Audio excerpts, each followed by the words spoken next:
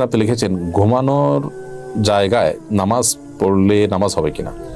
যে জায়গাটা আপনি ঘুমিয়ে থাকেন বা শুয়ে থাকেন বা যেটা আপনার শোবার ঘর, শোয়ার জায়গা, সেখানে নামাজ পড়েছেন, যদি পবিত্র হয়, পাক হয়, নামাজ হয়ে যাবে, কোনো অসুবিধা নেই। তবে নামাজের যাতে মনোযোগ থাকে সেরকম জায়গা থাকা উচিত। ধরুন সেখানে ঘুমানোর জায়গা, সেখানে হয়তো কালারফুল নানা বিছানা টিছানা আছে, সেটা আপনার মনোযোগ নষ্ট হতে পারে, এরকম হলে সেখানে বিছানা বিছিয়ে নেবেন, জানামাজ বিছিয়ে নেবেন, বা এমন কিছু বিছিয়ে নেবেন যে আপনার মনোযোগকে নষ্ট না করে। আমাতুল্লাহ আফরোজ আপনি লিখেছেন শনিবার আর বুধবার নাকি নখ কাটা যায় না, এটা কি সত্য?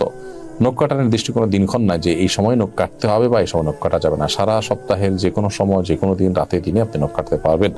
শুক্রবার নখ কাটাকে কেউ কেউ মুস্তাহাব বলেছেন, কোনো কোনো সালাফের আমল রয়েছে। এর বাইরে আসলে এটাকে সুন্নাহ বা ওই দিনই কাটতে হবে এমন কোনো বাধ্যবাধকতা নেই, আর নিষেধাজ্ঞা তো কোনো দিনের জন্যই নাই। বিধায় শনিবার বুধবারে নখ কাটা যাবে না মর্মে কথা যদি কেউ বলে থাকেন, সেটি নিছকই কুসংস্কার এবং দলিলবিহীন একটি কথা।